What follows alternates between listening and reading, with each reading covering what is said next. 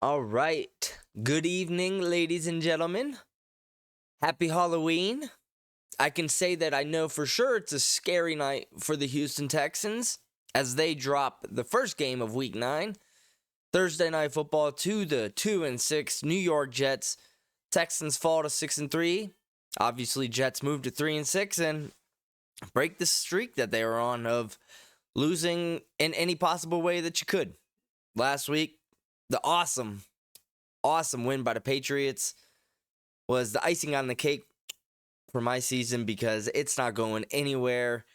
But the Jets, man, I'll tell you what, as annoying and obnoxious as they are this entire year and last year, I'm incredibly happy for the New York Jet fan base. You know, I was thinking, as frustrating as hearing Aaron Rodgers every week, well, you got to go into the darkness and you got to make peace with it. It's like, oh my gosh, bro, you're so corny. Then firing your coach, then going 0-3 and bringing in Davante Adams and just thinking that, oh, we're just going to sell out for a 40-year-old quarterback and he's going to bring us to the Super Bowl instead of actually, looking at why you guys haven't made the playoffs the past 13 years. Maybe there's some dysfunctionality. You had it pretty good with Rex Ryan when he was there, back-to-back AFC championship berths.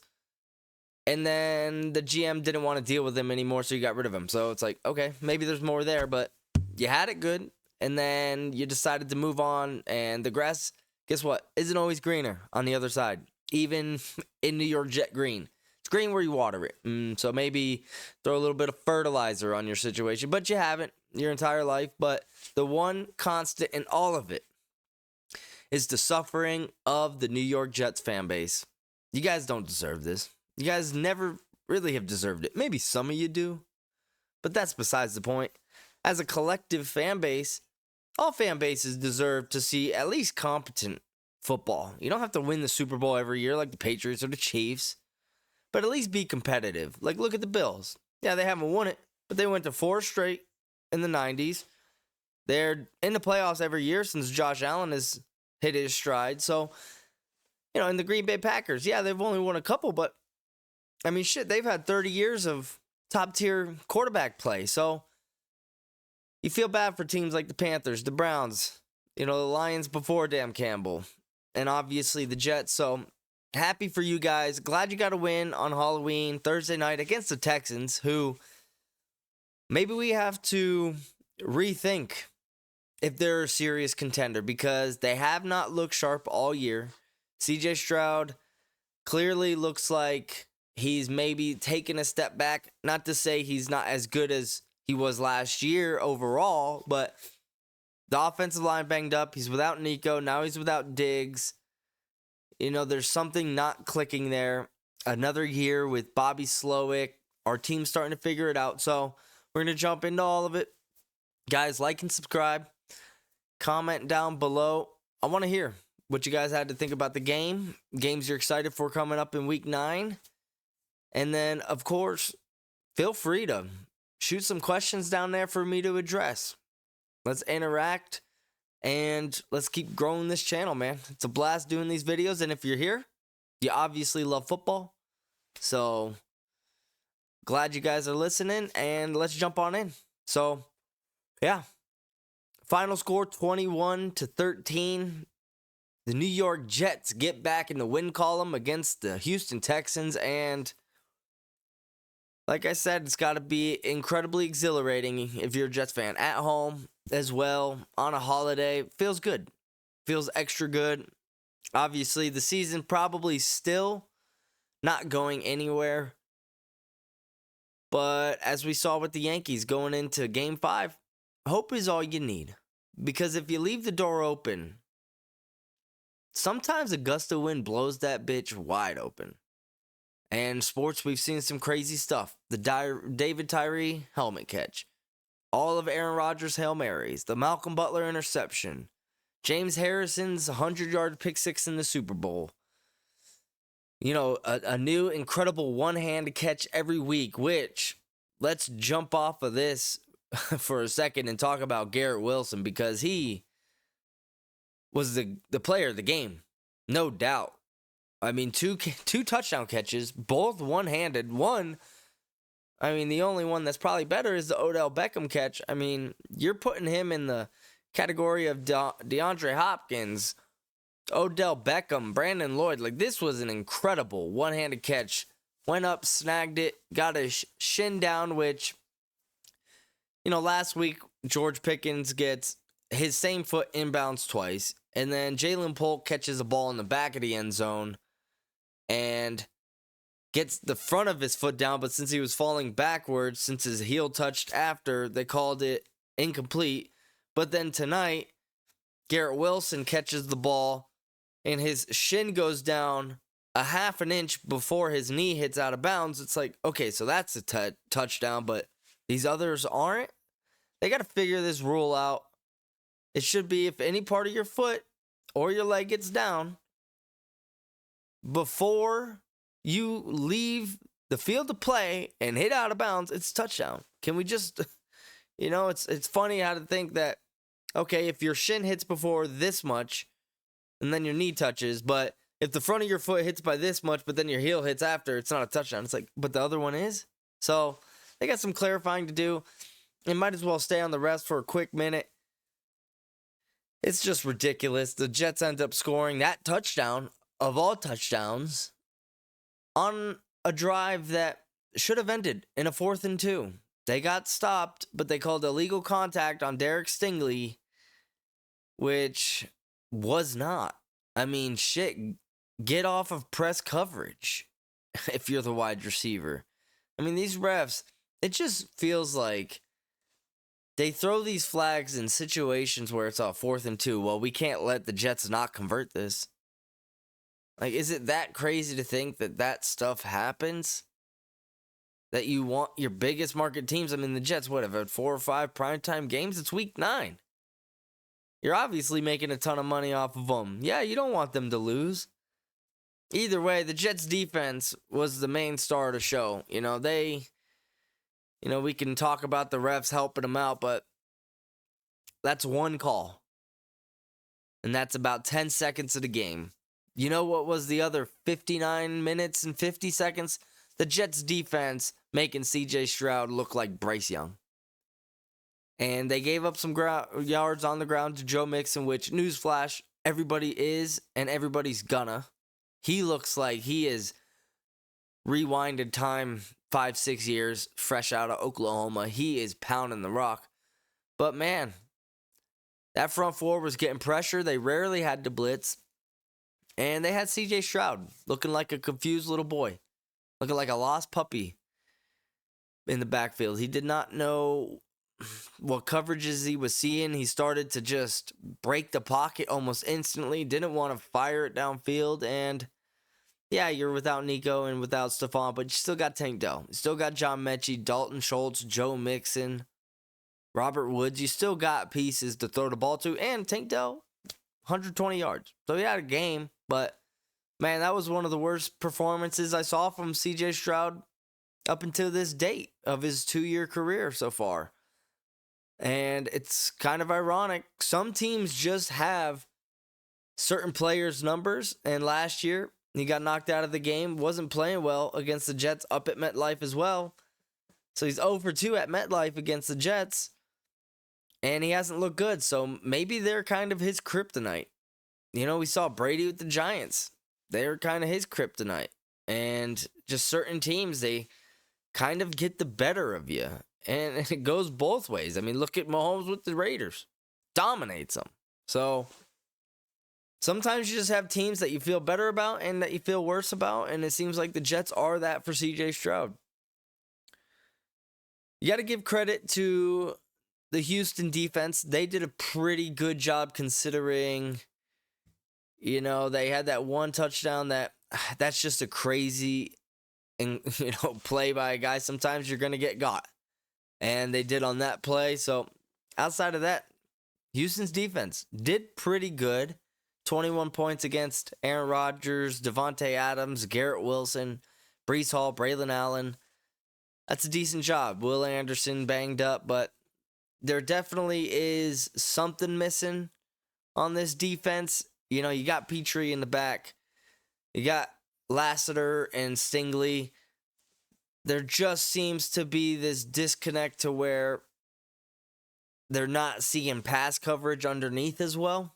And, sometimes the thing that happens is last year they were not on the radar. That's like the Lions last year. Teams, maybe they'll be good. Texans, nobody thought they'd be good. Now this year, everybody's gunning for you. You're getting their best game, and you're getting their best game plan, and those stones are going overturned. And you're still 6-3, but you've been in a lot of close games that are really tight, and quite frankly, you've gotten lucky in a couple. If Joe Flacco starts all last week, you probably you probably lose that game. Anthony Richardson was just terrible. And, just a couple other games throughout the year, they're still a good team, but you got to get this thing on track. And it's only week 9. You still got half the season to go to catch fire. Nico's going to come back. Unfortunately, Diggs is out. But Nico and Tank were plenty enough last year to do a lot of damage. And now you add Mixon, so this team can still get its legs underneath them because, like I said, they're still 6-3. It just feels like they're not as good as last year, which is surprising because they've added so much. And Stroud is in another year. DeMeco gets more comfortable being a head coach. So I'd say we got to take, as of this week, the Texans down a notch. Not to say that they're not going to go into the playoffs. They definitely are. They're a great squad with a great quarterback. But maybe let's pump the brakes. Same with the Ravens. Let's pump the brakes a little bit. The Chiefs, they're clearly the dogs. I'd say the Bills are right up there. Those are the 2 top teams. Texans were in that conversation. Maybe let's drop them out of it for a second, see how they answer. Because you got to shore some things up. That offensive line, treacherous. You can't be rolling that out there every week for a pocket quarterback. Yeah, he can move, but he plays from the pocket. You got to protect him. It's unacceptable to have 4 defensive linemen whooping your ass all game, can't get your quarterback 50% of the snaps where he's not running for his life. So, Texans, you got a little bit of work to do. You got 10 days off now, which is a loss that somehow the Jets were favored. I guess Vegas knew. But this is one where it's going to suck these next 10 days, and you can guarantee that this team is going to come out. I don't know who they play next, but they're probably going to kick them in the teeth. So, sucks for whoever plays them next. And then for the Jets, where do you go from here? To be honest, your season's still long road ahead. But listen, you have taken a couple steps forward. You can't run a mile without, starting to jog. And this team is doing that. And a big win tonight sure feels incredible. Do you get complacent? Because if you end up losing next week, you're now 3-7. It's like, all right, well, that's just as bad. So you got to start to stack these things together. You have the talent. And maybe Jeff Ulbricht's getting a little bit more comfortable being the head coach. And, maybe Aaron's starting to form a little bit more of a connection with Davante Adams and Garrett Wilson, which I'll say Garrett Wilson, he is... You could argue he's better than Davante Adams right now. Like, Garrett Wilson is balling. And the only thing that worries me is this team, I guess 2 things. Why does this team not run the ball at all? We know why. Aaron wants to throw it. But shit, you got Breeze Hall and Braylon Allen. Like, that is an incredible 2-headed monster. Why are you running it like 12 times a game? You were doing good on the ground today. Like, keep feeding those backs. Like, that is just going to help the underneath stuff so much. Because those linebackers are going to have to play closer, and you can just drop it behind their ear. First down. Easy. The other thing is, I don't see Aaron Rodgers. He did have that nice touchdown to Davante Adams to kind of ice the game and the crazy play by Garrett Wilson, but he's not throwing the ball down the field a lot. We've all watched a shit ton of Jet football this year. It's a lot of slants and it's a lot of screens. So We can act like Aaron Rodgers is back and he's been playing great. It's like, listen, he's throwing the ball like 3 yards down the field and his guys are making plays. So let's pump the brakes, because tonight, yeah, he made that nice throw to Davante at the end, but he did not look good for most of this game. Comes out immediately. Terrible throw to Davante to start the game. Then misses a couple other passes down the sideline. And just, you can tell it's probably a little too late for Aaron Rodgers. You still got a good team around him, so you'll string some wins together. You'll probably get to 7-10, which not ideal, but it's a decent second half to the season considering your record now. I think we just need to all be honest about this. Enjoy your win. This is what I did as a Patriots fan last week. I enjoyed this win against the Jets. It was nice. Second win of the year. It was the Cincinnati game. I remember being all hyped up with my dad. I said, listen, we're probably going to have a long season, but let's enjoy it. There's no reason. I hear all these, reporters, Felger and Maz out in Boston. They're so fucking negative about, well, why was it a good win? It hurts us more than it helps us. But we didn't do this right. It's like, dude, we're 2-6. We're rebuilding. We got a new head coach, new coach at every fucking position pretty much. New players, new quarterback, rookie. Like, pump the brakes. Enjoy the win. Jets fans, enjoy the win. Enjoy it. You might not have many coming, and you might have more coming. You never know. Football's crazy. We've seen crazy shit. You win a couple more games in a row, you're looking at 5-6. It's like, shit, man. One more game, we're back to 500, and then you're right in the thick of the playoffs. So, just got to keep stringing them together. Teams get hot, they start rolling. You got the defensive play in the winter. And you got the run game. You need to start using it, though. Because playing up there in New York, I tell you what, airing that ball out is not the recipe. You need to pound and ground. And then you hit the passes over the middle, over the top, and you got the guys to do it. So, exciting stuff if you're a Jets fan. You're happy. You feel good. You go home, you eat some Halloween candy, maybe get a little bit tipsy, and you sleep good tonight. And you don't have to think about depression and, trying to talk yourself off the ledge tomorrow when you got that hangover, because the Jets won. So, you buy yourself another week of happiness. Texans fans, don't dwell on it. It sucks. Teams lose. You weren't going to go 15-2. Maybe this is the kick in the ass that you needed. You would assume so. So, outside of that, guys, I'm going to be dropping a World Series preview video. May have already dropped it first, depending. I'm about to record it. So, check that out as well. Spoiler alert, Dodgers won. And, yeah, that's why it was extra nice that the that the Jets won tonight. Yankees fans, probably a lot of them are Jets fans, so their hearts are already a little bit sandy right now. So it's nice to kind of dust that off and get a win. So, guys, like and subscribe. Enjoy your day. Enjoy the weekend. We'll talk about the games coming up. Penn State, Ohio State. Big noon kickoff. Super excited about that. So, hope you guys have a wonderful night and a great rest of your day tomorrow. Peace.